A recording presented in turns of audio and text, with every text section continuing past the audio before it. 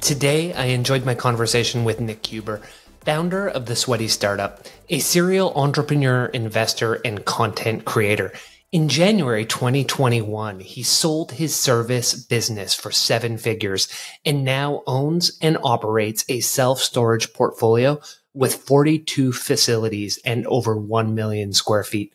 We talk about Nick's entrepreneurial journey, starting when he was just 13 years old.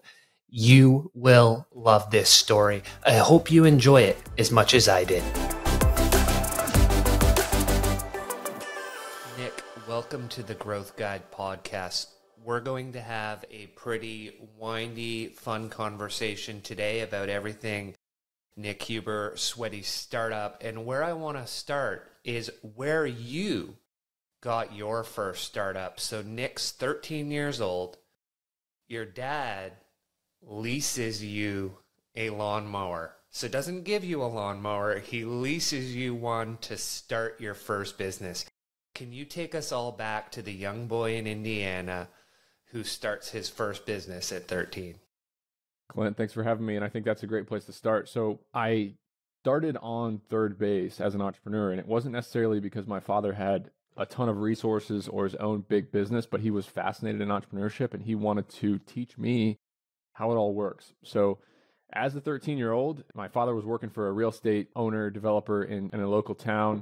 The person who was in charge of mowing about, 3 apartment complexes, a nursing home, and 2 big retail strip centers had a heart attack. And the person was fine. It was in the middle of the heat of the summer and they just could not mow anymore. So they needed to find a new company. And my dad's boss said, "Tim, find a company to help us mow all these lawns." And my dad, naturally, instead of going out and finding a reputable lawn care company, he said, "I'm going to train my 13-year-old how to do this, and he's going to take on, 15 hours a week of commercial lawn care." So I was 13. He sat me down at the kitchen table, and he said, "Nick, you're not just going to go out there and mow these lawns. This is exactly how it's going to work." He showed me how a profit and loss statement works. He showed me what expenses I would incur. He showed me what I would be charging. We did the math on, if it takes me this long, this will be my hourly rate as a business owner. If I can do it faster, it'll take me a little bit, my hourly rate will go up.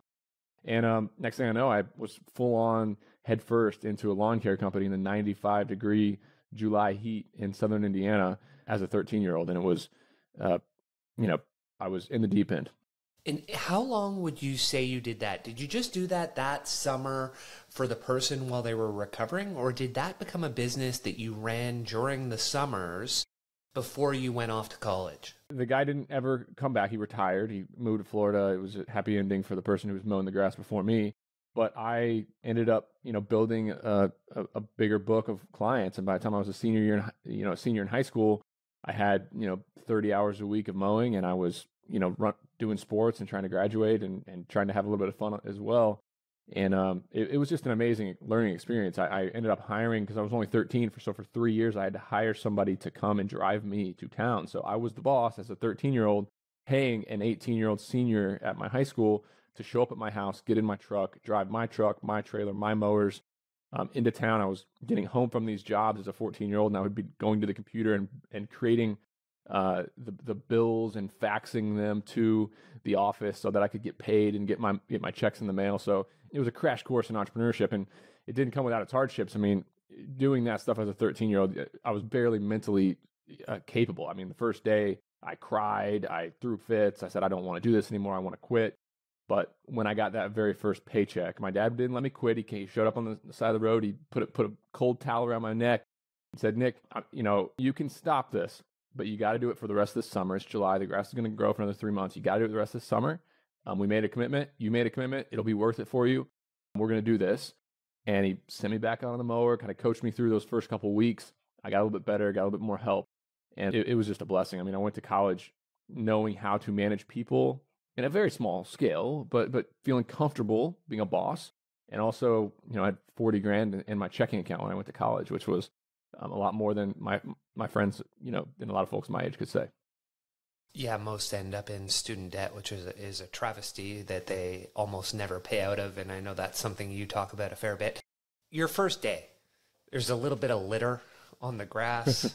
Young Nick decides, I'm just going straight over it. What was that conversation with your dad like when he saw what you did? He drove me the first day. He said, I'm going to charge you $10 an hour from my time to drive you. I'm going to drive you to town. I'm going to drop you. I'm going to park the truck, and then I'm going to go about my day. He dropped me in the truck trailer off, and it was 95 degrees, and he went to work. He comes back an hour later, and I was halfway through the very first big lawn, but I was just mowing. I didn't pick up any of the garbage first. And when you're talking about a shopping center, this is where the movie theater was. There was a little, clothing store next door, tire shop after that. This was high traffic area, a lot of litter. And there was 300 or 400 pieces of trash in the yard when I started.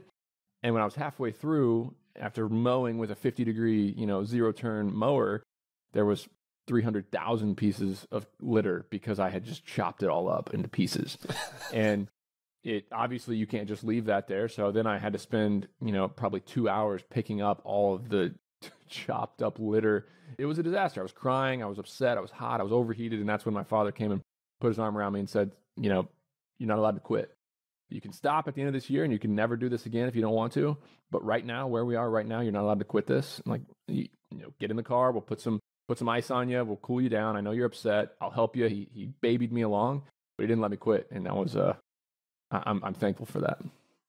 And so we're going to get to Twitter later, but Sweaty Startup for you, that really started right there at 13 years old. That was your first Sweaty Startup. Is that tie in to where that name eventually came?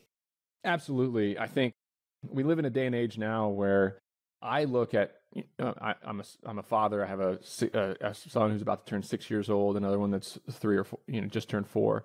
And I see a lot of the way parents treat 10, 12, 14-year-old kids nowadays. And it was pretty radical what he did. Like, but putting me out on that mower as a 13-year-old, it was radical. Like, I had a leaf blower. I was 110 pounds. I was, 5'6". I couldn't see over the dash when these folks were driving me around. Or no, I wasn't 5. I was 5 foot, like 4'11". You know what I mean? So this is a pretty radical approach to parenting. And a lot of folks nowadays would look down on that and shame that and say, why would I ever put my child through that, traumatic experience? And it's just, I'm thankful. Like, that's how I want to raise my kids. I don't want to raise kids who are 13 years old sitting in their room playing video games all day nonstop, have never worked a job. That's 95% of 13-year-olds. I want to teach my kids how to work. And so I was sweating from a young age, and I think that kind of stuck with me. And I realized pretty quickly that if you're willing to do some of that uncomfortable stuff, if you're willing to get sweaty, if you're willing to, not maybe do what's fun and what you're passionate about, and you want to, go get excited about making a little bit of money, amazing things can happen when you do that and have that mindset for 10, 15 years. And well, fast forward, you mentioned training for sports and getting ready for college. You went to Cornell for track. What events were you training in or running at Cornell? And what was your training program like in high school that you're running this business, you're doing well enough in school that you're getting into Cornell because they're not taking you in just for sports. You have to be getting good grades too. And you're training in athletics so that you can make the team. What did that look like, Nick?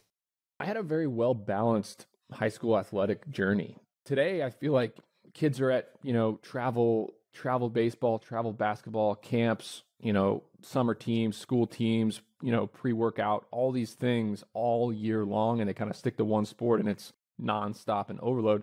And for me, it wasn't that way. I dabbled with football. I played baseball. I played basketball, had a lot of fun with high school basketball. And when basketball season was over, I'd start, getting ready for track, and I would do that.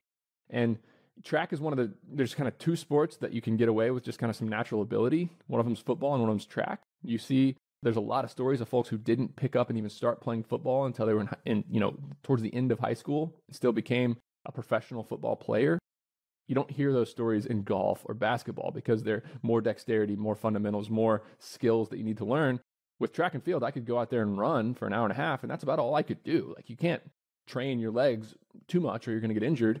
So I, worked on track and field for an hour and a half, 2 months a year, and I was just gifted with a body that could run fast. And I ran fast and got accepted to Cornell. Went to Cornell, and I chose Cornell partly because I knew that athletics wasn't going to be a end game for me. I looked at all the folks who were trying to become pro athletes and realized that it's not it's not a sustainable lifestyle once you graduate college. So I wanted to pick a really good school, go there, have a balanced experience at school. And also it was Ivy League track. It wasn't SEC or Big Ten track where you have 6 a.m. workouts, then you got from 1 to 3 and then practice from 4 to 8. It was, all right, schools first. Cornell, we want you guys to become, high-powered people in your careers. We don't necessarily, focus 100% on track and field. So I went there, had a great balanced experience, and spent an hour and a half running each day and had a lot of success. But in high school, I did hurdles, 400-meter dash, and some sprints, and high jump. In college, I expanded and learned pole vault, javelin, discus, shot put, and became a decathlete. So, yep. Yeah. As soon as you started adding the other 3, it was like, oh, you went full on decathlete. That's, I mean, you're not giving yourself enough credit for being a well-rounded athlete when you end with, I was a Ivy League decathlete. I love that, Nick. I think the decathlon's interesting because if the best athletes in the world did decathlon, I'm talking about, the folks, LeBron James and Usain Bolt and some of these other people, if those caliber of athletes trained for decathlon, little Nick Huber would not be able to compete. I had some success in the hurdles. I won a couple Ivy League championships in the hurdles, the 400-meter dash. I could compete in the high jump, but I was never going to be a national caliber top 10 in the nation hurdler. Was not fast enough. But if you put me in the decathlon where, okay, there's only 100 people each year that actually complete the decathlon in the whole college, all college, athletics, there's maybe 200 decathletes in the entire system. So I just looked at it and say, hey, where can I go where the competition is the least? Like, where can I go where all the good athletes are doing their individual events? I can be the one who, I'm not really a master of anything, but I'm a jack of all trades. I can, kind of just take the path of least resistance. And I ended up doing decathlon, and I succeeded, went to the USA Championships, top, I think I got 11th in the USA Championships and was really close to making the Olympic trials. And Nick, when you talk about it that way, there's an element of, let's say, in-demand skills versus rare skills. And when you went for decathlon, you're looking at rare skills. We'll talk later probably about what people tell young kids and how most of it's bullshit. They tell them to go after the in-demand jobs, and then arbitrage makes them worth nothing. But when you look at the rare skills, you're on Twitter, you're learning to be a writer, you have your podcast, you're a public speaker, you're raising money through all these channels, you're doing your real estate business. So you might not be number one. You want to hear the biggest rare skill? The biggest rare skill of them all is delegation. Where in the world are we taught or encouraged to delegate? All the way through to high school, 12th grade, we're never, ever, ever taught by our teacher to say, hey, see if you can get somebody else to do this paper for you in fewer hours than I want you to do this for, See if you can see if you can get somebody else to do the studying and get your proofs correct for your geometry class.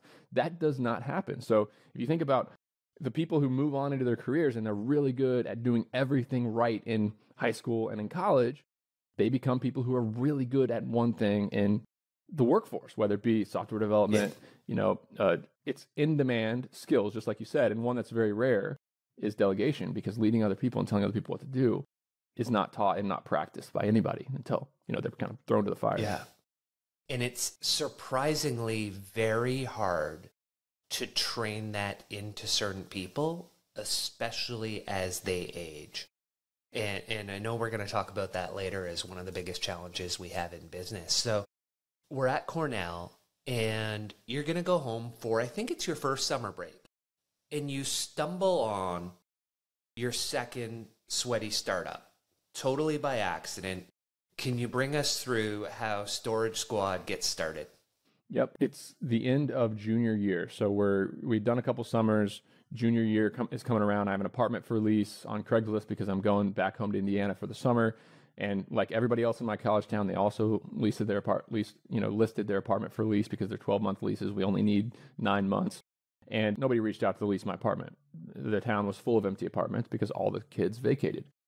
I ended up finding somebody through an ad. They reached out to me about my empty apartment, said, hey, can I put my stuff in your apartment? I said, okay, well, nobody's going to lease it, so I'll go pick up your stuff. I made a deal with this mother who had a kid in one of the dorms. I went up to the kid's room. I put his entire dorm room in my car, drove it to my room, and put it in the corner of my room. At that point, and I charged her $200 for the summer for all that stuff. I drove there in my Cadillac DeVille 1999 to pick it up. I then realized I could not lease my apartment. No longer can I lease this apartment. I got to fill it up with stuff now. So then I made ads for, people's stuff. And I went to the frat meetings towards the end of the year. I went to the, Panhellenic clinics for the sororities. I sent an email to all the listservs for my track team and everybody else. And I put flyers all over the dorms and went up and slipped flyers under the doors. And after about 3 days of nonstop blitzkrieg marketing, my phone was ringing off the hook of people who wanted me to drive around and pick up their stuff to put it in my apartment. A couple days later, my apartment's full. Shut the door, lock it. My roommate's apartment, he was going back to California for the summer. His apartment was full. Shut the door, lock it. The 2 apartments downstairs in my house, both full. Shut the door, lock it. I'm out of room. My whole apartment's full. But the next year, in 3 months, my lease starts at a new place in College Town. That's where my business partner today, Dan Hagberg, was living. I called him up and said, "Hey, Dan, you want to partner on this thing with me? I got way too many people calling. You have a big car as well." He had a 1995 Buick LeSabre. I had a 1999 Cadillac DeVille. And he's like, "Yeah, this sounds awesome." So while everybody else is partying after finals week and, getting ready for the Ivy League track and field championships, Dan and I are driving around in our cars picking up stuff. And again, a 6-bedroom apartment. We filled every room full of stuff. We filled the basement full of stuff. It was a whirlwind 2-week experience. From idea to end of the pickup season was 2 weeks. In that time, I had a 50% partner now, Dan Hagberg, and I had $3,500 in cash sitting on the bed. And we had 45 people who, actually we probably had $6,000 in cash. We had 45 people with boxes and stuff all over both of our apartments. And one of the interesting things that always is a challenge you see with people is they don't start. So they noodle ideas forever and don't press go. So what was it about that first call that told you, hey, wait a second, it's going to be way more profitable for me to just store people's crap in these apartments as opposed to subletting it? Like, what was that switch that told you that? And then you must have been pressing go almost immediately. I think there's a lot of people that get small opportunities in an email inbox. And I got a small opportunity in an email inbox that said, "Hey, I don't want to rent your apartment." It said that in the subject line. "I don't want to rent your apartment." And below it said, "I want to store my stuff in your apartment, but you need to come and pick it up. Would you be willing to do that for some extra cash?" What percentage of college students, their junior year, when they're on a sports team, when they're studying for finals, when they have a girlfriend, when they got friends they want to go out and party with, how many of them would actually drop what they're doing and go sweat for 2 hours to get that stuff picked up and put in their room? I'll say at Cornell University, 5% of people would do that, would answer that email. I didn't only answer the email, I got excited about it. I said, "Hey, here's a little opportunity. I'm going to get excited about it." And then, okay, so let's fast forward. What percentage of people, when you get the stuff in your apartment and it was really sweaty and it was really hard and it's in the corner and you made your $200, how many people would take that $200 and go spend it on food or beer or a night out or whatever and forget about it and never do anything else with it again? I think that's another, like, of the people who pick it up, maybe 10% would want to go and do more stuff. I don't know what it was that clicked in my mind, but I was excited about it. And my friends literally made fun of me. They're like, "Nick, what the hell are you doing? Why are you doing this? This doesn't make any sense. You're running around picking up people's stuff." A year later, we had a cargo van we bought for $1,500 on Craigslist. People were calling us insane that we were excited about this. There was nothing exciting about this opportunity for most people. Most people, even the ones who consider themselves entrepreneurs, they were excited about scalable businesses. They were excited about new ideas, tech startups. They were watching Shark Tank. They were doing all these things that were the other end of the spectrum of entrepreneurship. I was doing the sweaty startup entrepreneurship. I don't know what it was, but I had the energy. I had the excitement about it. So let's dive into a couple things on that one. Is all these other people in your classes, and I believe you took a class on entrepreneurship, if I'm not mistaken, and all these people are talking about tech startups or new idea companies, and you fast forward, Nick, you must be 12, 13 years out of college roughly, and most of them are just working day jobs, regular jobs, and you're still going in entrepreneurial journey number 3, 4, 5, 6, 7. I think we're probably at 10 or 11 now. Why did they all die out versus you keep going with the sweaty startup versus all these tech wannabes, we'll say? Yeah, well, I'll take you back to that class. So after junior year, we had picked up this stuff, and me and my business partner said, okay, look, we're going to have to go big at this because our friends are getting jobs in New York City for 70, 80 grand a year. Like, we got to go big. We got to take a little bit of a risk. Our opportunity cost is huge to continue the student storage business model. So we said, if we don't get 250 customers, we're going to give this up. Let's go big. So the next year, we had already signed up for some classes. We dropped some. We added some. We took an entrepreneurship class. This is the first semester of senior year. First day of the class, they're like, okay, everybody bring in their business idea. And we're going to, the next week, we're going to have a little round robin pitch, and everybody's going to step up in front of the room. We're all going to give our business idea, and we're going to spend the whole semester working on it. That's the exact curriculum of every single entrepreneurship class in America. Think of an idea, spend the rest of the semester working on the idea. Well, all 30 kids stood up in front of the room and gave their pitch, and it was apps. It was, a camera video thing that can identify plants. It was all these different, scalable tech startups revolutionize a new social media platform, with clips of this or that, or like a collaborative tool online where we can scale to millions of users. Every single idea was like that. Every single one except for mine. And mine was, hey, I'm going to pick up and store boxes. And I did not win the pitch competition. The professor asked me and grilled me in front of everybody, said, what's your moat? How are you going to scale this? What's the next, what are you going to do if you raise venture capital? What's the plan? What are you going to do differently than the 3 companies at Cornell that are already doing this? They're already doing it. And I stood up there and said, I don't have a moat. I'm looking at how these companies do it, and I don't think they're doing it very well. And look, I don't need, and the last thing I said, I don't need all the money. Like, these companies here in town are making $500,000 a year doing this business. I only need 150 to be happy. And they kind of just like, oh, okay, here we go. That was my entrepreneur class experience of, Nick, no way your idea is going to work. You need to think of something more scalable, and you need a moat. Fast forward 10 years from now, all those folks, most of them didn't even really want to start those jobs. They were just taking the class for fun. They went and got jobs. But the people who actually did try to start the new idea, tech startup stuff, turns out that stuff's really hard. Turns out educating a market's really hard. It turns out raising cash is really hard. It turns out, a new idea, brand new idea that's never been thought of before and has never worked before, it turns out the odds are low and that your risk is high that probably won't work. So most of those folks have jobs now. And what they didn't really understand is that entrepreneurship is kind of about momentum. In order to start a company, you really need some things. You need some cash. You need some skills, some ability to actually run a company, and you need a network of people around you who you can work with. A college student has none of those 3 things. So instead of trying to dive in with a big world-changing idea where I need all 3 of those and I don't have any, I said, okay, I'm going to start a company. I'm going to make a little bit of cash. I'm going to build those 3 things. I'm going to build some cash. I'm going to save up some cash. I'm going to build my skills. I'm going to build my ability to run a company, my ability to hire people, delegate, do all these really hard things. And lastly, I'm going to build a network. I'm going to become an expert at something, and I'm going to become a resource that other people want to know me through, or think I'm a worthwhile person in their hub of people they invest time in so that I can add value to their life. So as business goes and as the years went by, the decisions just kept getting higher stakes, and the opportunities kept getting bigger. And yeah, we don't still run that moving and storage company. That is indeed, they were correct. It was not scalable. It was not easy. And it was, not sexy. It was a classic sweaty startup. But guess what? That company put $500,000 in my bank account by the time I was 25 years old.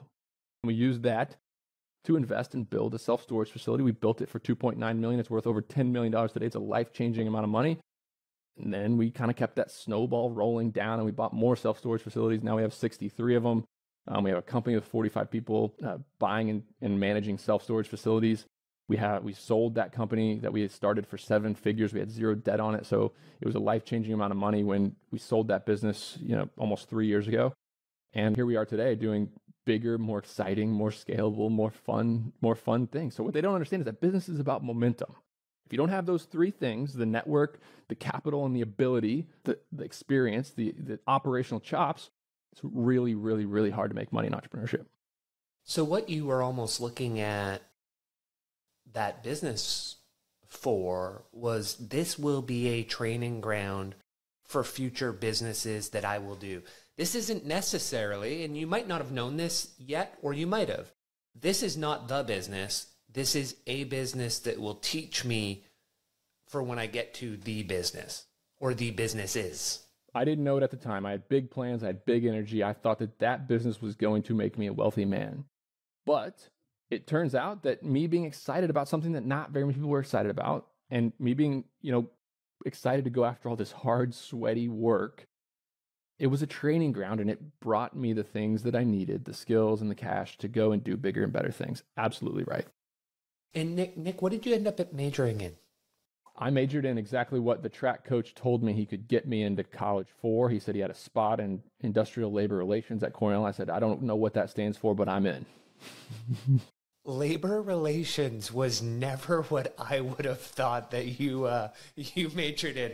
That just makes all of the tweets that much better now that yep. I know that, Nick. I love it. All my classmates. I mean, the labor relations school at Cornell was brought in, built after the 1935 Wagner Act, which gave employees the right to unionize. So in 1935, these unions started taking over American industry, and the economy didn't know what to do. The government didn't know what to do. Nobody knew the Wagner Act. Nobody knew how unions can work. So they had to train people on the unions. So they put together the state school inside of Cornell called ILR, Industrial Labor Relations, and it trains people how to deal with labor law, basically. And a lot of people go to law school, and a lot of people go to HR. And then another 30 or 40% just do random things, whatever. But yeah, it's a great curriculum. It's a great baseline with econ and labor relations, and then you build on that. And as we know, kind of college degrees are a lot less about what you actually learn and study, and a lot more about who you meet and how you grow as an individual, and learning to sell yourself and your ideas to other people. Thanks for listening. If you enjoy what you're hearing so far and want me to be able to get your favorite guests on this show, please do me a quick favor. Subscribe to the show and leave me a rating. The 30 seconds of your time will mean a ton to me. And while you were there, while you're running Storage Squad, you had the idea of the self-storage business that you talked about there. For a couple of years, though, you wanted to build a site, but the biggest challenge early was coming up with the cash. And I believe I read you said it took you 1.5 years of pestering friends, family, the network.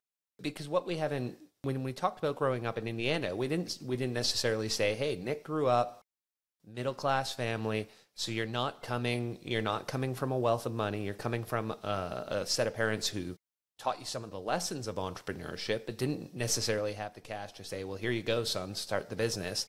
Mm-hmm. And so you spent 1.5 years raising the money. What were some of the lessons you learned on that journey that have served you throughout the rest of your entrepreneurial journey, Nick? Looking back, I didn't get enough advice from people who had done that before. I was arrogant. I was, excited. I thought the world was simple, and I thought I knew everything. So I didn't get advice from real estate private equity folks. I didn't get any advice from self-storage people. I invented my own little structure. Me and Dan did a ton of research to try to figure out where to build a self-storage facility. We found a site in upstate New York. We were about to break ground, but we needed $500,000 of outside investment. And yeah, my dad worked for a developer. My mom was a school nurse. Our entire county, Perry County, Indiana, is 8,000 people, and it's poverty in a lot of areas of our county. And there's no country club in the county, and I had to scrounge to find that money. And it was me abusing my father's network. Hey, Dad, who do you know that I can go sit at their table and go ask them for cash? So it was all my dad's friends, with 3 hours around, from Indianapolis to Louisville to Evansville. I was driving around, sitting at tables, trying to raise the money for that first deal. 100 visits later, I finally found 4 people that actually had the cash, including talking the realtor who sold us the property to build our first building in upstate New York, talking him into stroking a $125,000 check, which was the last bit of money we needed. We had already broke ground. Talking him into stroking that last bit of money into the deal so we could actually get it finished. And so then you start construction, you're estimating 1.9, and as we all know, in general, 50% over budget. You weren't quite 50%, but you're $500,000 over budget. So now you have to go back to these people who you worked your ass off for 1.5 years to get your original money, your original $500,000. Now you basically have to go back for a second $500,000. What did that look like for you? I remember the conference call that I had because everybody was spread out. We had a couple of investors in Southern Indiana, one in St. Louis, one in Indianapolis. And I had a conference call and said, hey, this is not going well. Like, I'll be frank. It's my fault. I have no idea what I'm doing. Our $1.9 million budget is out the window. We're going to spend $2.4 million to get this thing built. And I had to go back for them all and ask them for another, 40% of what they had originally invested, which is a massive chunk of money, an uncomfortable amount for looking back at the people that I was raising the money from, one of which was my father. He had to take a mortgage out on our childhood home to finish his investment in this deal, which I didn't know that until 5 years later. Super, super stressful situation. Got the property actually built, got it open, and then our operational chops, like I was talking about, our ability to operate a company took over. And once we got the thing open, it started going really well. We started leasing a lot of units, started growing. It became cash flow positive a year and a half after we opened it. Then we bought the property across the street to finish out the deal for another $500,000. So we're all in for $2.9 million on that deal. And we just started to fill it up slowly. 30% occupancy, 40% occupancy, 50% occupancy, 55% occupancy. Then in the summer of 2019, we went back to the bank and said, this thing is printing cash. We want to do a refinance. We think it's worth about $5 million. So sure enough, we got it appraised. It was generating about $400,000 of net operating income per year, which is a lot. We're covering the debt service. We're spitting off a lot of cash to our investors. The property at this point we know is already going to be a success. Go back to the bank and say, hey, we need to get this thing reappraised. We want to put some longer term debt on it, and we want to just sit on it. Get it reappraised, $5.2 million, pull out, $3.2 million of straight cash. So all the investors get all their initial investment back. Me and Dan get a big chunk of cash as well. And the rest is history. We used that cash from the refinance to buy a couple more properties and continue to grow from there. And that's still, conservatively, that rings around a 7.5% cap rate. Is that roughly what that would have? Mm-hmm. Yeah, so that's still conservative. That's still a conservative number that I imagine would have driven down even further through COVID. But we'll get to cap rates and COVID and what that did to your business in a bit. At the time, so you're saying that's late 2019. Now you're coming into 2020 and we're coming into COVID. And at the time, you're building the self-storage business, but you're still running Storage Squad until you decide you're not, and you got to get out of Storage Squad. What was the straw that broke the camel's back that said, hey, we got to let go of this. We got to let go of what we were building that was our baby, and we have to go all in on this? When we did that refinance in 2019, we had 7 figures put into our bank account. Me and Dan were sitting back there on that night that it happened, and we're having a couple of beers, and it's kind of a celebratory night because it was a very stressful project, and now it was like de-risked, and it was in a better spot.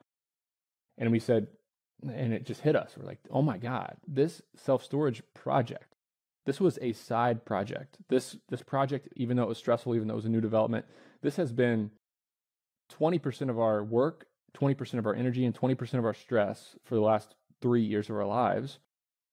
And it has just generated more cash in one go than we have ever generated in a 2-year span, let alone a 3-month span when it all went down.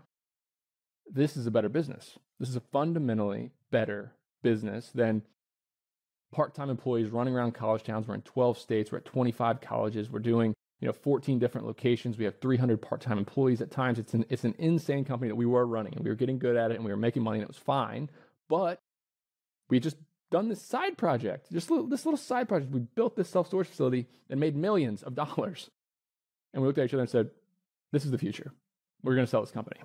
And he said, yes, we're going to sell this company. And we went to bed that night knowing that Storage Squad needed to be sold so that we could focus on building a real estate company.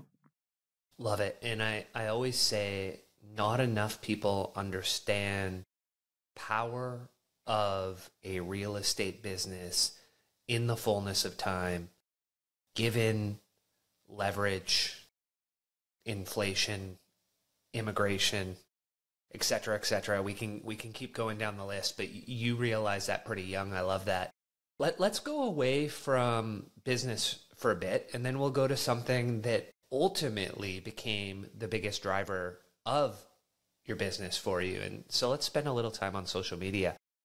You started your Twitter account somewhere around 2018. But where I think you really blew up, if I'm not mistaken, is in the 2020 range with the original gang of what later was referred to as the Thread Boys.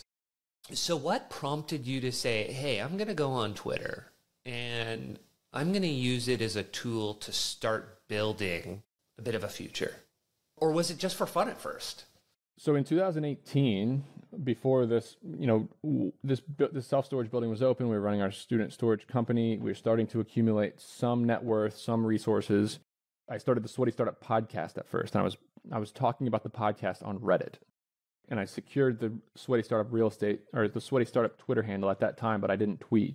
There's no tweets on Twitter until late 2019, and I got serious about it early 2020, a couple months before COVID hit. But I was I was doing a mentorship call with my brother, who was starting a lawn care company and a landscaping company while he was in college. And I was like, I just need to record some of these thoughts. I'd be really interested to hear myself later on start some of these thoughts. And I was also into podcasts at the time, people recording podcasts. I'm like, I'm going to start a podcast. I got really excited about it, like I do everything. And I recorded a podcast every week for a year in 2018, and nobody listened. I was getting less than 20 downloads per episode for the whole first year that I was doing the Sweaty Startup podcast. It was on small business management. And I go back and listen to my first episodes. They're quite funny. But at the time, I was trying to drive traffic to my podcast some way, somehow. I had no idea how. I'm just releasing this podcast into the oblivion. So I found the entrepreneurship community on Reddit. I started posting there. I made friends with a couple of the mods. And while many, many people roasted and hated on Sweaty Startup on Reddit, just as they do here on Twitter, a couple people reached out to me, and I made a couple of relationships through that Reddit group. One being Mitchell Baldridge, who is my CPA and business partner now, and another one being Moses Kagan, who at the time was active on Twitter and was tweeting. Moses followed me. Moses followed me and started, reaching out to me every now and then. And he called me out of the blue one day. And I knew that Moses was a successful real estate investor. And I'm like, wow, how is this guy calling me? He was 5 years ahead of me in my career journey. And he called me up and said, Nick, you got to get on Twitter. Like, these people on Reddit, they don't understand. They're not in the trenches. They're not doing business. They're hanging out in their parents' basements. You got to come over to Twitter. That's where the deal makers are. And I said, no way, Moses. Twitter is where people get angry about Donald Trump. That is not a place where I want to be. I don't want to hang out on Twitter. There's nothing good that happens there. So I ignored him, and I did not listen. 6 months later, he calls me again. He said, Nick, you're writing too well. You're doing bigger things. You need to come to Twitter. Come over, make a post. I'll try to get you a couple followers, and let's just see what you can do on Twitter. This time I listened. I'm still thankful to this day that he called me a second time, that Moses called me a second time, took it out of his time, even though I ignored his advice the first time, called me back, said, get on Twitter. I got on Twitter. I made a full deal breakdown of one of my self-storage facilities, profit and loss statements, how we, the occupancy reports, all the things about our storage facility. Posted it. Moses retweeted it with a comment and said, Nick would be a worthy follow. Moses had about 3,000 followers at the time. And then boom, I had 350 engaged followers later that day. And that's when I was hooked and I was building and people were DMing me. And I was starting to meet people with cash who wanted to invest in storage deals, and they were real humans, and I could look them up on LinkedIn, and they were actually building businesses instead of just anonymous 7-letter accounts on Reddit who were just meaner than a snake, right? People on Twitter were in the trenches. They were building companies, and I stopped posting on Reddit, and I started posting on Twitter like the next day. I always hear people who say, it's a toxic place. It's that. It's like, hey, you curate your own feed. Like, it's only toxic if you're toxic. It's the place where you can meet business partners. You learn from some of the best at what they do. It's an absolutely gem of a place. So let's fast forward, not all the way to today, 2021. You write that at that time, and I know this is probably 10x now relative to then, you write, I wouldn't sell my Twitter account for under $1 million. In fact, it would have to be a number much bigger than that.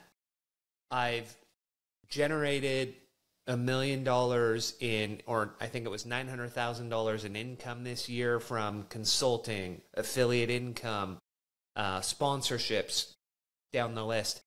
And later I've heard you write that you, in that time frame, in the last few years, you raised about $40 million of outsider money. 90% of it in the Twitter DMs. Like, that blew my mind when I heard that first podcast, blown away. So when you look at that, can you take us back to, now that's only a year and a half after you finally listened to Moses and got active. So what was it that turned it from, hey, yeah, like I'm making some connections, to holy shit, this is changing my life? That was happening from the very beginning on Twitter. Just nobody knew. I was in the DMs talking to a guy who is now our largest LP. This was like I had less than 1,000 followers. Like, people think, oh, if I'm really gonna get serious about Twitter, I need 300,000 followers like Nick has. It's supercharging his career. My life changed when I had 1,000 followers on Twitter, because they were the right followers. They were the people in the trenches. They were the investors. They had capital. They had opportunity. And they saw something in me. They got a live feed of my brain. They started to trust Nick Huber because they got a live feed of what I think about all day long. So in the DMs, I started to build relationships with, frankly, just badasses, like people who kill it at life and business. So yeah, by the time 2021 came around, I think I had 10,000 followers or so, and the snowball was rolling down the hill. And that's when I had met a lot of investors and added, $10 million to my future net worth with just the real estate that I had bought with those investors over the previous year. And then, it's only accelerated from there to mind-blowing levels. So it's been, somebody could say, Nick, I'll give you $10 million tax-free right now for you to never tweet again. And I would say, no way. That number would need to be 50 million or more. Yeah, fully aligned on that. So one of the things you quickly realized, and maybe not quickly, and I love this, was in 2021, you make 900,000. A decent chunk of that is affiliate income. And something you've written recently, and we're going to get into all the businesses that you've started with your Twitter account and the various guys. I love how you've got them all to set up the accounts, Nick. That didn't go unnoticed. The cost segregation guy, that's a fun one. So let's take a step back, though. So you're doing affiliate for Shepherd. And for those who don't know, Shepherd, offshore personnel for your business. So you can have someone working in Philippines, Latin America, etc. And you're an affiliate for them. And you're driving a ton of cash. When did the switch flip that, no, I'm not affiliating for anyone anymore. I'm only talking about your shit if I have a piece of it. And what gave you the courage to either pick up the phone or fly down to the Philippines, meet with your eventual partner and say, hey, I got to have a piece or I'm out? And what did that look like for you on the first one? Yeah, so the amount of learning from Twitter was also phenomenal. And I learned about the fact that, hey, I could potentially hire an employee that works for my storage company that is $5 an hour instead of $25 an hour, and they're in the Philippines. And this company, Marshall Haas, the founder, he lives in Houston. He called me and said, hey, Nick, I want to get you some employees, and then I want to do an affiliate deal with you. And I went in and I hired 3 employees in the Philippines through Support Shepherd, and they blew my mind. They're still on my team today. They're phenomenal assets, and it has changed my business. I mean, 75% of my hiring now to this day is through Shepherd in Latin America and the Philippines across all my companies. We're talking hundreds of employees. So I was blown away by the company, and I made a deal with Marshall to start tweeting about the company and say, hey, anybody who says they found out about Shepherd through Nick, you give me 15% of the revenue that comes from those customers. Well, that was in April of 2021, and the company was doing 30 to 50 grand a month. It was growing fast, a lot of word of mouth. And I started tweeting about Shepherd and tweeting about, hey, this is changing my life. Hey, you guys got to get onto this. This is crazy that you can hire people in the Philippines for exponentially less than Americans, and they're harder workers. They're amazing. Well, you fast forward a year of me affiliating, I'm making 30 grand a month from doing the affiliate deal, but the revenue for Shepherd has grown from 40 grand a month to $250,000 a month. The company's 7x. Not all of it's from me. I mean, the 50% of the customers that come through Shepherd are return customers that are coming back for another hire. But still, growth was happening at a massive scale, and my Twitter was a big part of it. They weren't doing a lot of paid marketing of any kind. So that's when I went to Shepherd, or Marshall, Called him up. I still never met Marshall in person. I've been a business partner now with him for over 2 years. He lives in Houston, Texas. Called him up and said, hey, man, look, I need to own part of Support Shepherd. I need to own part of it, or I'm going to, like, there'll be no hard feelings. We can part ways, and I'm going to go start a company like Shepherd. And he said, and he played, like, he played ball with me, and I ended up owning, after some negotiation, buying in to 15% of Marshall's company, Support Shepherd. Fast forward a year again to today, or to earlier this year, and the company had 5x'd again. We're on pace to, by the end of the year, be doing, hundreds of placements a month and nearly $1 million of revenue per month at that company. It's a big team, and yeah, that from there it kind of let me know that I'd never need to blow up somebody's company again with traffic from my Twitter account unless I have some equity in it.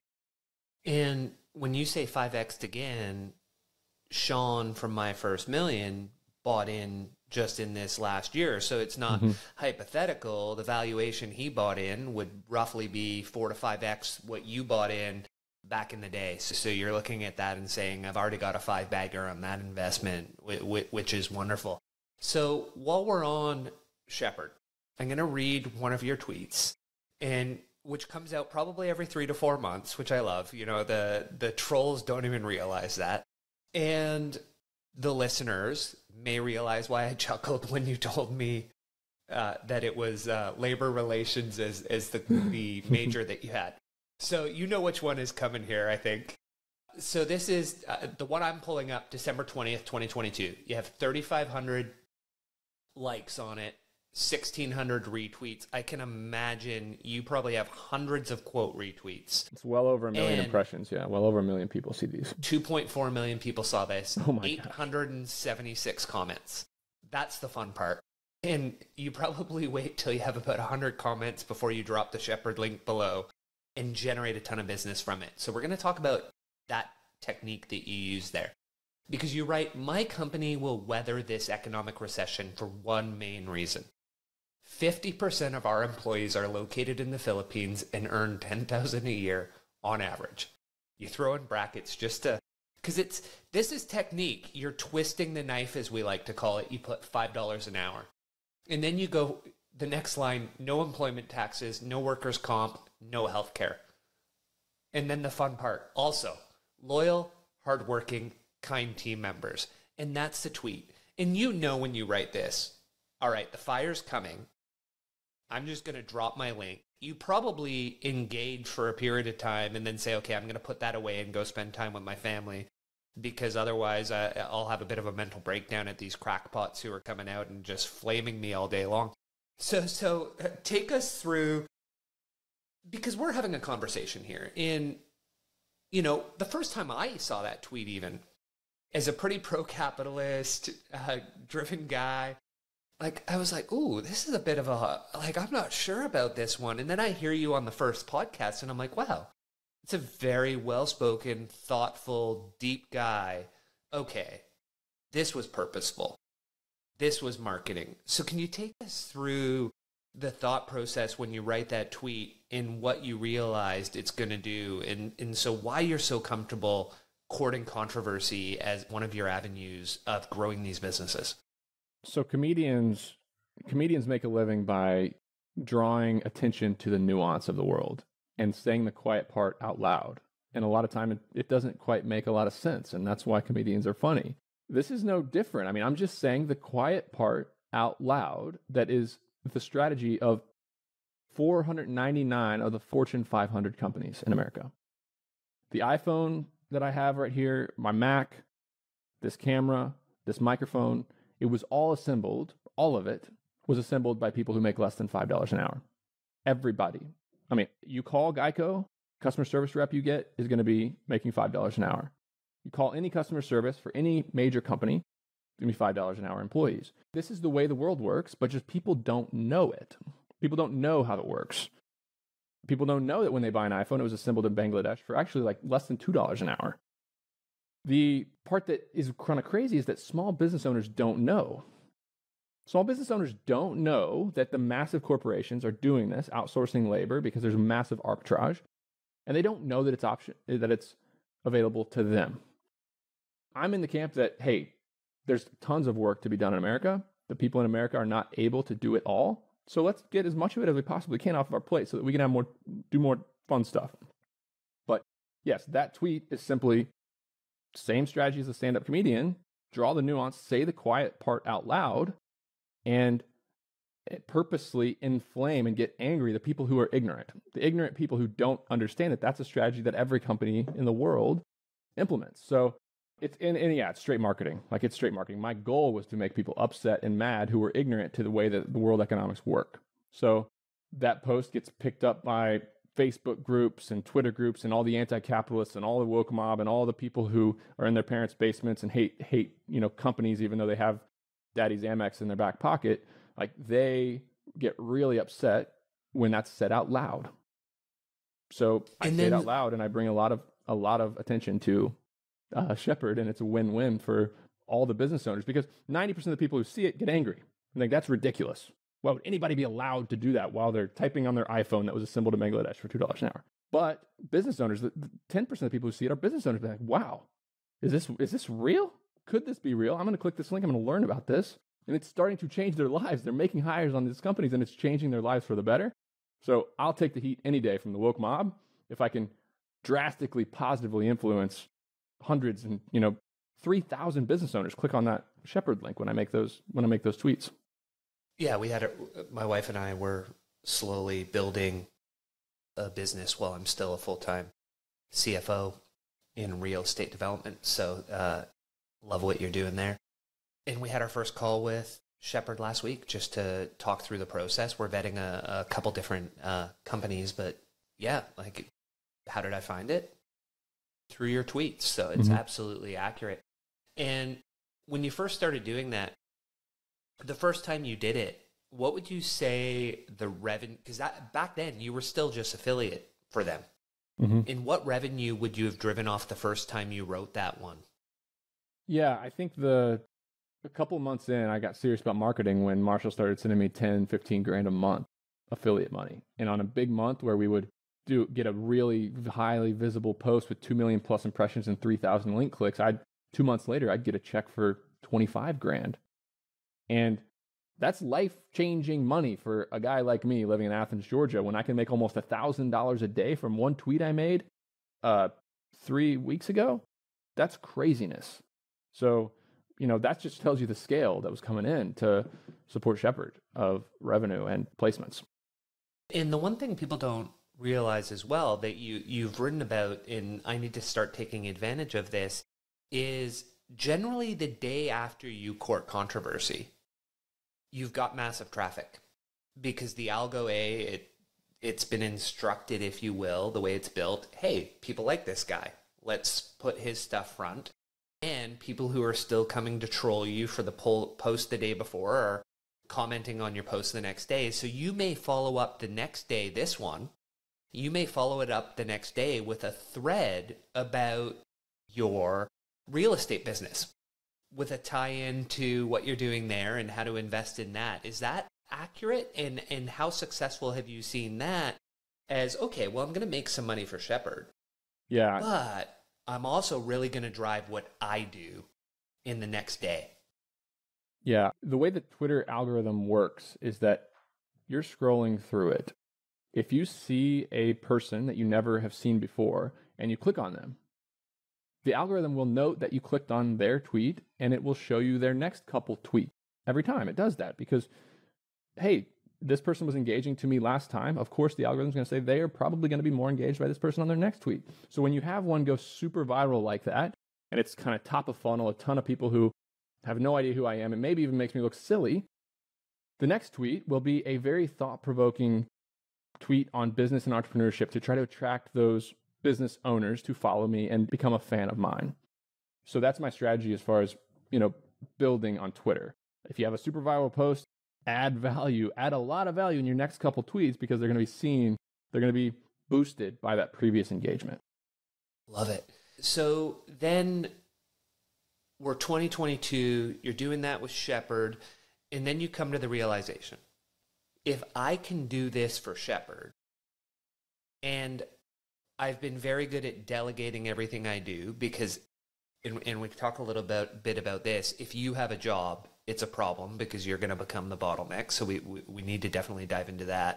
But then you realize, well, wait, why can't I do this for multiple businesses? When did that become the idea that said, I'm going to go from, because you're going to generate a sizable net worth over time, but slowly, steadily with the self-storage, easiest, fastest way to get rich over a long period of time. But the way you become a billionaire is you have all of these other businesses. So when did you have that idea that you're going to start multiple businesses and you're going to leverage your Twitter account? So about that same time, about 3 months after the Shepherd negotiation with Marshall to gain an equity stake in the business, I had been for the previous year doing the same thing for a cost segregation firm for real estate investors. Because a lot of my followers are self-storage or whatever else, and they're buying real estate and they need cost segregation when they buy it. And I was doing affiliate deals for a guy, a one-man shop who had grown over the year of me affiliating with him. He'd grown his business from about $350,000 a year of revenue to, quite a bit more. It was growing really fast. I had the same discussion with him. I came to him and said, hey, I need to own part of your company or I'm going to go start my own company. He said, no, I'm not going to give you equity in my company. So I called my CPA and great friend, Mitchell Baldridge. He had done a ton of cost segs. He was one of the most brilliant tax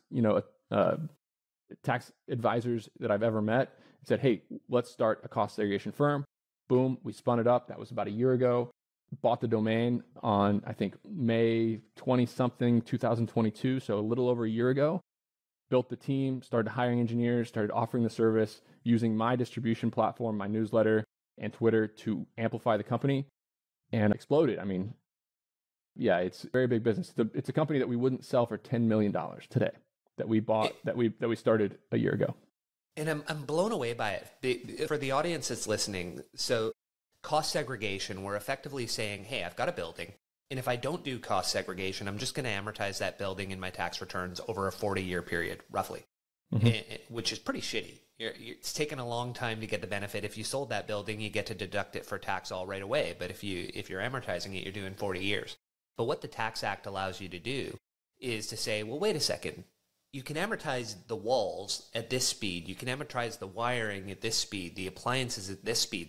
So your cost segregation guy, Nick, is coming in and saying, well, let's take your entire building and let's break out all the various components so we can get your amortization to go quicker, which effectively is then saying that we'll have lower tax in the early years, in essence deferring the tax, kicking the can down the road, which is what we all want as one of the ways. It's getting harder and harder in life to save tax.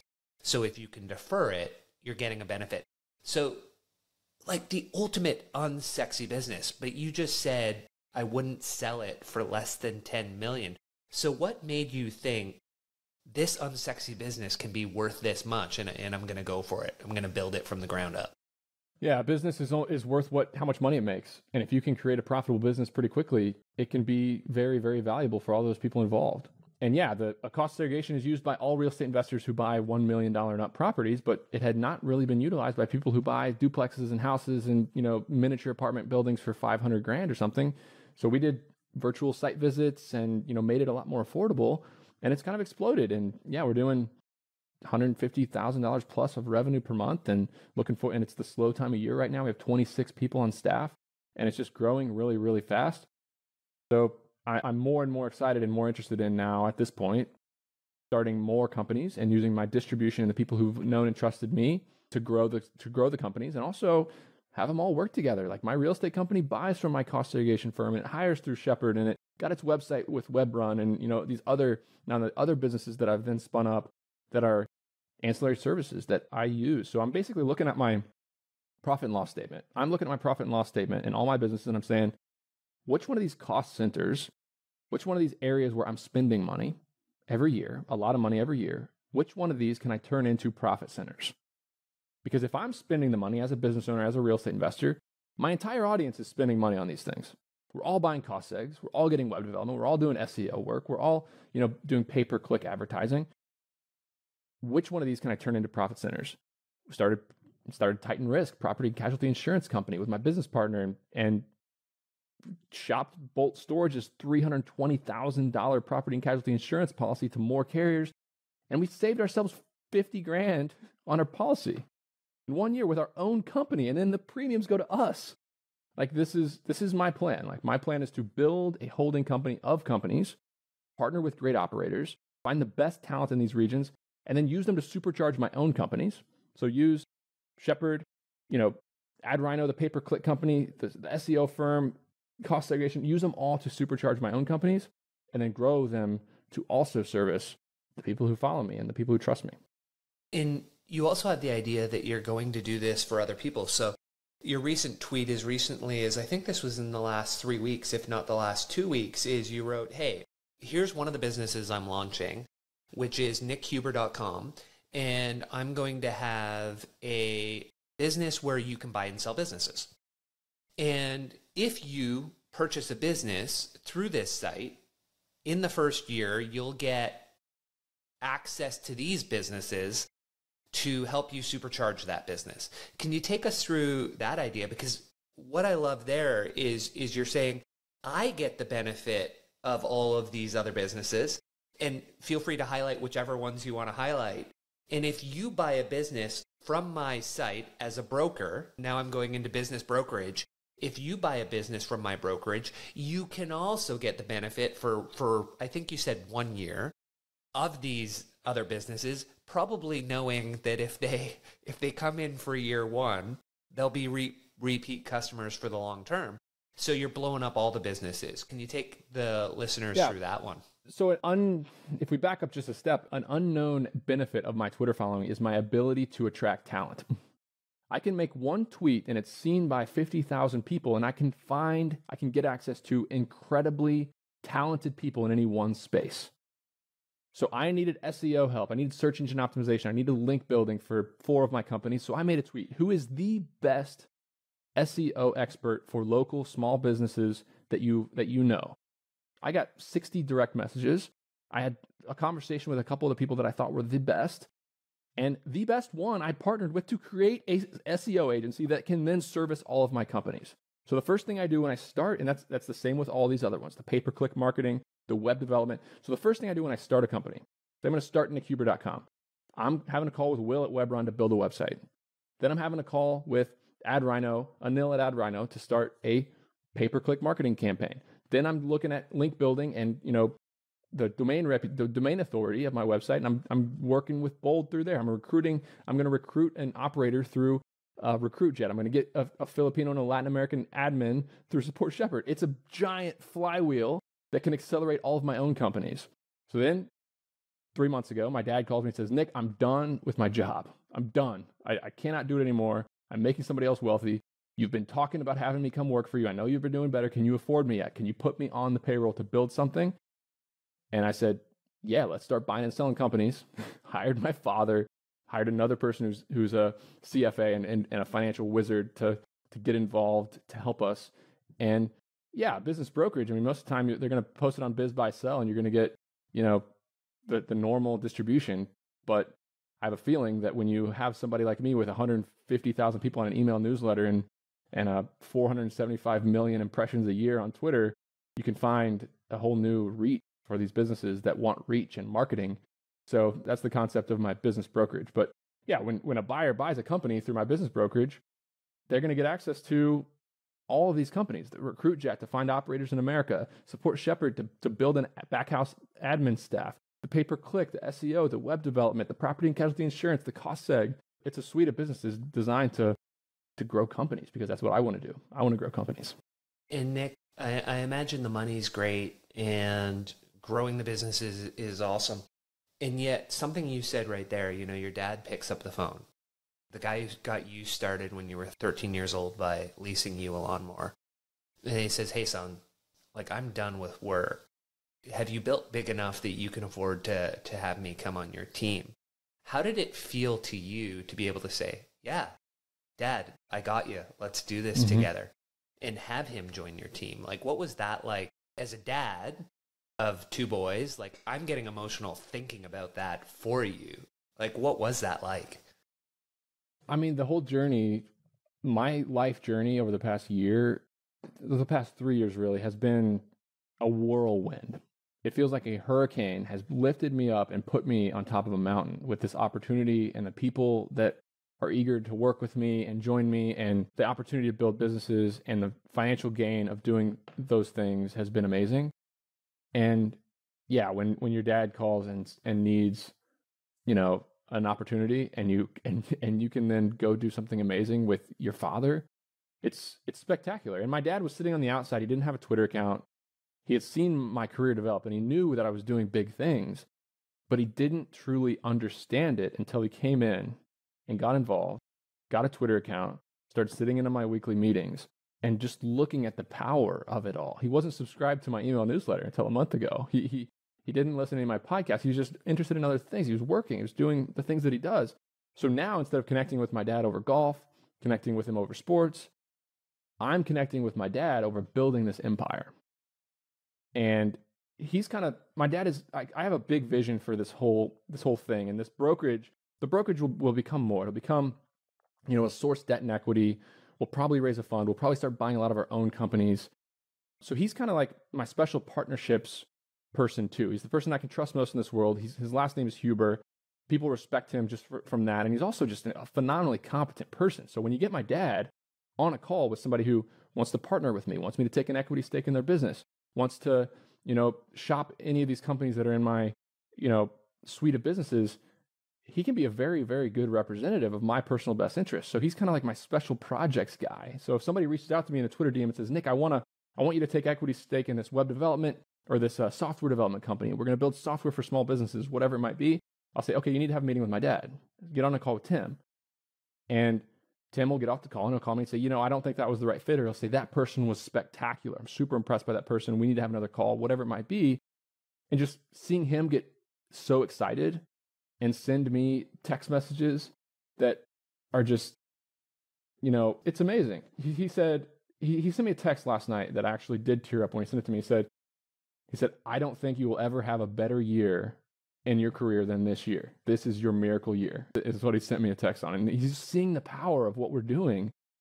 And he's starting to think bigger. He's starting to have a ton of fun. And yeah, it's emotional and it's freaking awesome. So in your family, you mentioned earlier a younger brother, and he was doing lawns while at college, and you were working with him.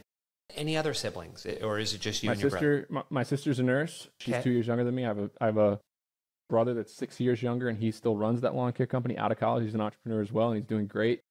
So that's the family makeup. And does he have a Twitter account? And are you getting him on the campaign, or is he still not seeing the magic of what you're building? And now when you're at Thanksgiving, is your dad like, hey son, like your brother's right, like you got to start your Twitter account, like get going here? It's a work in progress. Yeah, we're trying. Okay. He's doing really well, and he's too many customers to deal with as it is, and he makes really good money, and he spends 3 months in the winter fishing in the Keys. So maybe he's the one that's doing it right, but he definitely doesn't have the high charging, high powered, risk taking personality that I have. So I think he'll build a really great business, just a little bit more traditionally and a little slower, but I think he's going to do phenomenally. Okay, so let's jump into, for the listeners, because you've done a lot of businesses here, and we can start to round out the convo by saying, hey, what are some of the things that we need to know to be successful in business? So for example, you have certain businesses that you love and other businesses that you hate. What type of businesses make the love list, and what type of businesses for you make the hate list? I think that the worst advice that you can get as a business owner is to do what you're passionate, to chase your passion, and to try to, and I hate it when people say, if you love what you do, you'll never work a day in your life. It leads folks to make pretty poor decisions about entrepreneurship. And I'll put it frankly, and people are not going to want to hear this, but it leads people to make selfish decisions about entrepreneurship. If you're doing what you want to do, if you're chasing your passion, and if you are wanting to find something that you love so that you never have to work a day in your life, the common theme there is you. This business is not about what other people need. It's about what you want and what you need. And that's a very selfish take. Like, that sounds bad, but if somebody is chasing something they're passionate about, doing what they love, the ultimate example is somebody trying to make it on the pro golf circuit. They're sitting around 28 years old playing a game. They're 28 years old playing a game, and they think that they're entitled to a paycheck to play this game. And the odds are stacked against they're stacked against them. The odds are stacked against them. People can play golf at a high level. Stuart Sink is second place right now in the British Open, and he's 50 years old. He's been on tour for almost 30 years. There's 80 guys who get to travel to these events. How are you going to make it on that? And what would lead somebody to take those odds into their late 20s? It's passion. It's these Cinderella stories. It's the gladiator stories that they build around sports and entrepreneurship, of the people who build these, world-changing companies and make massive amounts of money in their dorm rooms with no capital, no network, and no experience. And they make it happen. But they are the Cinderella stories. They are a massive case of confirmation bias. And 999 times out of 1,000, you're going to fail. And who wants to take those odds? I think more people should do business like they're a gambler, like they're a poker player. Hey, these chips in front of me, this is my time. I got time. I got little stacks of chips that are time in front of me. And if I'm putting time into a pot, are you going to put time on a 2-7? Are you going to put a time on the hammer in a Texas Hold'em poker game? Or are you going to put time on a pair of jacks or a pair of tens, that the odds are in your favor? It's not pocket aces. It's not a sure thing. It's not an easy win, but you have the odds in your favor if you're willing to put enough chips on the table and play the long game. People want to invest a year into entrepreneurship and get rich. I've been at this almost 15 years now, and I'm just now finally starting to have some serious fun and make some serious money. It is a long, long game. And if you're after the ego, the status, you want to run around Silicon Valley in a pair of sweatpants because you think that that's a status symbol and it's all about you and it's your dream. I got news for you. The world, the economy, capitalism, they don't give a shit about you. They don't give a shit about me. They want what's best for them. Everybody's selfish. And if you as an entrepreneur are selfish, you're not going to make it, because your job as an entrepreneur is to serve other people. Your job as an entrepreneur is to give other people what they need in exchange for money, not figure out what you can be doing and what you want to be doing to make that money. So all the businesses that I love are low risk. They're not sexy. They are sweaty. They already exist. There's companies right here in my town making money doing them right now. And all the companies that I hate are the passion projects. I'm going to open up a restaurant. I'm going to be I'm going to launch a next tech app. I'm going to change the world. Those are the things that I don't like. So generally the ones that are, you're high risk of failure, often capital intensive. You're saying, let's go low capital intensity. Let's go low risk of failure. Let's go with what's already succeeding and we can add value to, or you can add value to, because you have a better network and you're willing to put in the labor and the sweat to make sure shit gets done. Absolutely. And generally, you're willing to do the work. Do you find the adage that generally if someone's telling you, hey, follow your passion, they're probably already rich? I have a theory about getting a lot of advice from people who are already rich.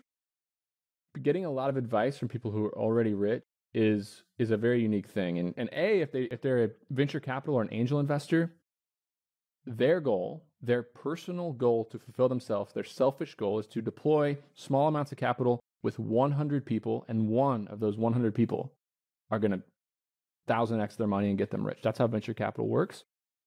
So the odds for me as a venture capitalist is to talk people into doing these moonshots, put a little bit of cash with them. But myself, I'm very well diversified. As somebody who's building a company, why would you want to take those odds? So another, like advice, we go back to advice. I'm going to go get advice from a successful person. You got to be really careful getting advice from a successful person. They feel totally, they probably operated in a totally different set of circumstances. Business is incredibly nuanced. There's thousands of ways that you can make a single decision. And what worked for them probably maybe won't work for you.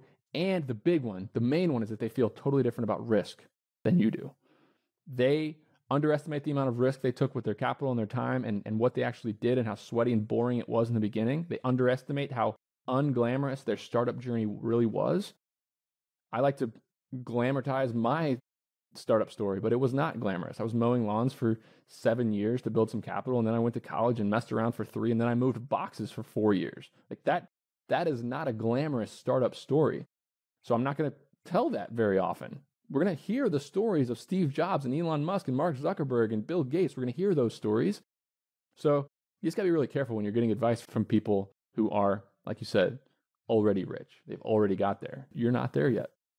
And something you talk about, and I mentioned earlier that we'd want to get to it, is this idea of, you talked about delegation being one of the most important skills. And you wrote that if your business can't run without you, you don't have a business, you've got a job. And for most of us, we are our own worst enemy in our business because we become the bottleneck, and therefore the business can't grow, can't scale, and we can't step away and run another business, if you will. So what do you see happen with other people in their businesses that really makes that jump out for you? And when did you learn that lesson, and how did you say, well, you were also learning how to delegate all the way from 13 onwards. So, but what was the master stroke that made you say, I have to get out of the business, I have to be focused on the business and not in the business? I think delegation is so hard because it's just totally alien for most people. Most people do not get any practice telling other people what to do in life. Like, it's just not encouraged. So as a business owner, when your job is then to tell everybody what to do, it gets very, very uncomfortable, and your predisposition, your default is to tell them to get out of my way and I'll do it. If there's a problem, I'll do it.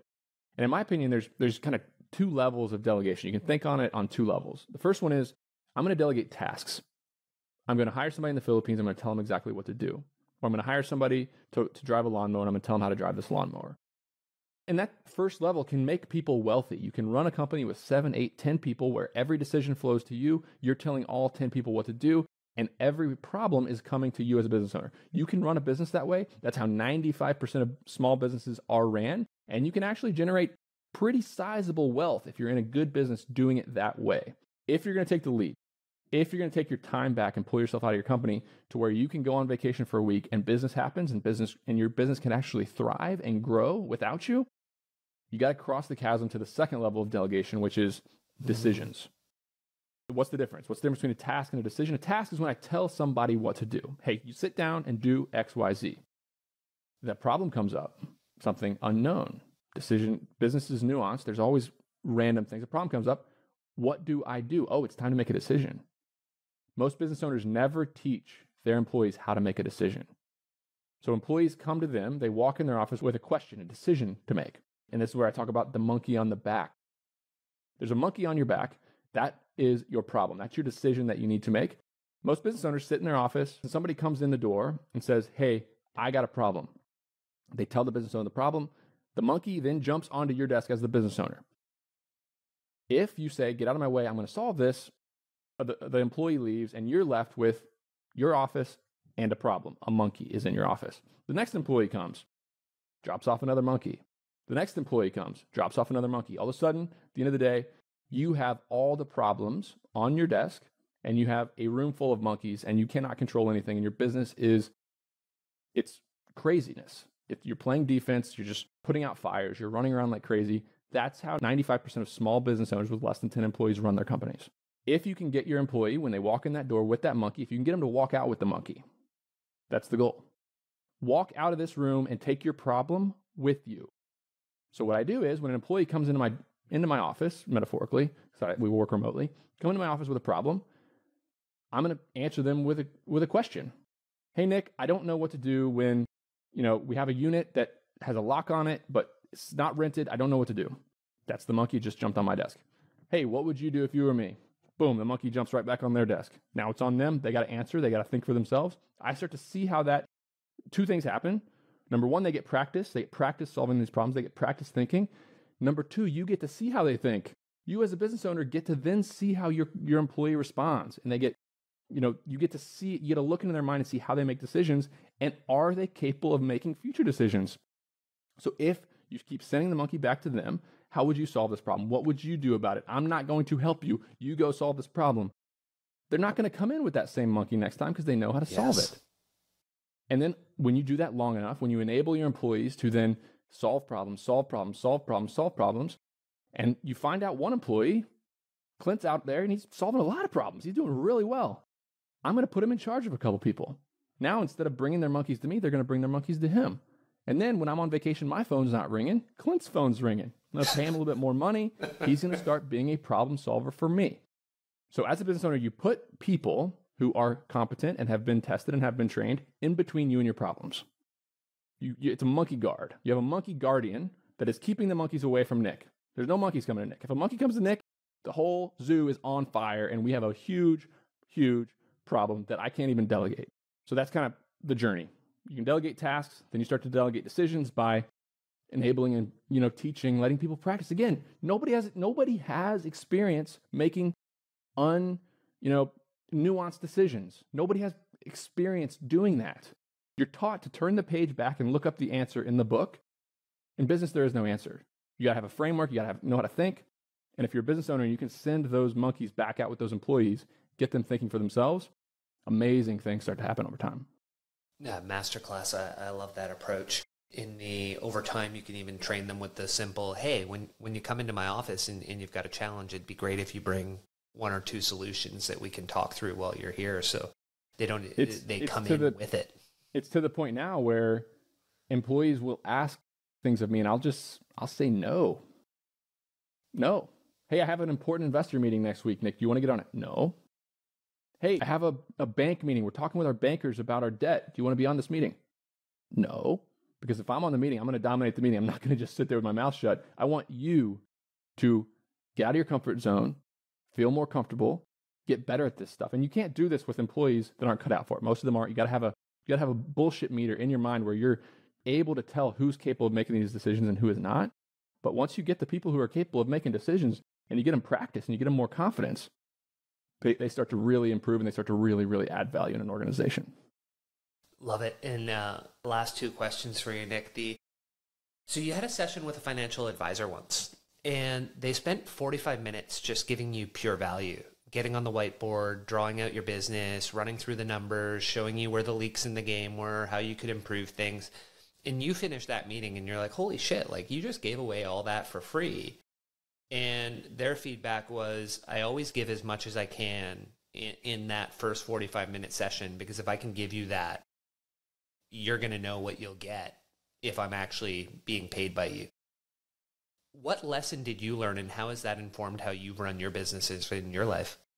The old-fashioned classic way to sell has been the paywall.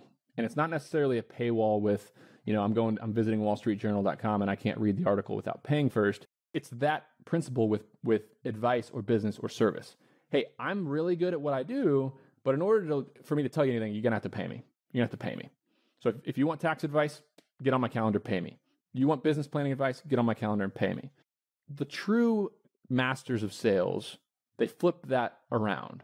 And they're trying to build trust by showing and going ahead and giving people as much value as they possibly can with that scenario, because they know that business is nuanced, life is nuanced, the advice needs keep coming. So I went into that room with that financial advisor, and great friend of mine, mentor of mine, and he just rolled out the red carpet, put my whole business on a whiteboard, broke it down, took a picture of it at the end, said, this is exactly what I would do. You don't have to use me. This is exactly what I would do. And I was blown away. He took my phone and took a picture of the whiteboard and sent me on my way. I was ready to let me walk out of there without paying anything. It's like, Jim, how do you make any money? How do you, like, if you're just going to bring people in and just show them all they need to do, and then they're just going to leave, how do you make any money? He goes, Nick, something amazing happens when you do this. When you add value nonstop to people's lives, when you add so much value their mind blows, you kind of want to be around those people. You kind of want to have them on your team. Like, it makes perfect sense. So, Nick, what happens is 50% of the people I do this for, they sign up with me and they move funds on the spot. And all of a sudden, they're on Team Jim. 30% of them, they leave, they walk away, they're done. Turns out they're not really in the game. They need advice on one specific thing. They're not the ideal client anyway. The other 20%, they walk away. I think I might lose them. A couple months later, something happens and they need some more advice and they got a unique scenario and they call me up and they pay and they become a client right then. It's like, so the best way, it's the Gary V jab, jab, jab, jab, left hook. The jabs are the value. And that's what I'm doing on Twitter. That's what we're doing on this podcast. Value, value, value. Teach me something. Teach me something. Help me, help me, help me. And then the left hook comes around. Boom. Pay Nick $2,000 to find you a Filipino in the Philippines. Like, okay, so yes, I'm gonna give away almost everything that I have for free, and everybody should do it because what it does is it gains a ton of trust. It's a ton of trust is built, so that when it comes time, Nick has been adding value. We have business owners on Twitter that know me. They know how I think. They know how I operate. Nick has been adding value to them. I have been adding value to them for as long as I can. I'm giving them all the advice I can on hiring, delegating, building, real estate, tax, whatever it might be. So when it comes to Nick having an offering, a lot of folks are going to trust me enough to know that I'm going to deliver. So that brings us to the final question, and I'm glad you've said advice a few times, and we've talked about advice you'd give, because there's no one that's going to be more important for you to give advice to than your two sons and your daughter. So let's imagine they're in their teens, and they're starting to get ready to go off for college, and they say they want to be entrepreneurial. They want to start a business. What are the one or two things that you're really going to reinforce for them to set them up for success on their journeys? I'm going to try to keep them away from the entrepreneurial biographies.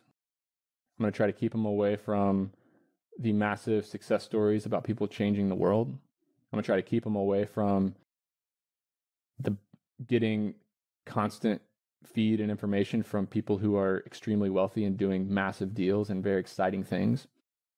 Because I think one of the only ways that you can succeed as an entrepreneur is if you start amazingly, humbly small.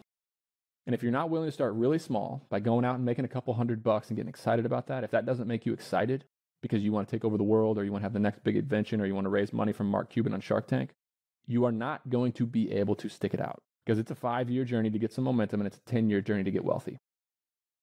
So if you are wanting it all right now, if you're studying the big stories, if you're inspired and constantly getting pulled and drawn by the next shiny thing, you're never going to succeed. So I'm going to try to get my kids, if they want to be entrepreneurs, I'm going to try to get them to think small and be excited about the small stuff. I want them to be excited by selling a cup of lemonade on the corner for $1.50. I want that to be exciting to them, because if it's not, they don't have a chance.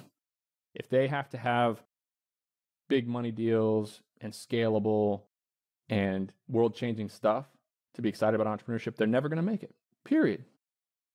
If they get excited by the little things, going out and mowing lawns and getting paid $450 after 2 weeks of hard work, if that's exciting to them, then they'll make it. So I don't know how I'm going to do it, but I'm going to try to keep them away, keep them shielded from all this shiny, sexy entrepreneurship media. I think it is ruining America and our next generation of entrepreneurs, because it's not realistic, it's not approachable, the advice is not applicable, and it's just not feasible for most people. Most people are not Elon Musk. Most people are not Steve Jobs. Most people are just trying to figure out what they're going to do for the next 4 hours of their day. That's who we are. Like, we're humans. We make mistakes. We're flawed. We're going to make a lot of mistakes in business, and you got to make mistakes when the stakes are low. Just start really small. Gotta be excited by the little stuff. And as it compounds, as the momentum builds, you do bigger stuff, higher stakes, but more critical decisions with more on the line, and you just get better and better and better. Just keep telling them the line. Once Daddy starts making more money, you'll be able to get on the plane with those other people. Until then, Nick, this has been a blast. How can people find you? The best way is to follow me on Twitter at Sweaty Startup. But I spend, if you don't want the fragmented, playful Twitter feed, I think the best way is to get on my email newsletter at sweatystartup.com. You can sign up for it. I send it out once or twice a week. It's a couple thousand words, and it's on pretty serious entrepreneurial topics like, how real estate works, the tax advantages of real estate, how to hire people, how to delegate, how to manage people, how to interview people, how to sell, how to build wealth over time. So my email newsletter is definitely the place I'd point most people.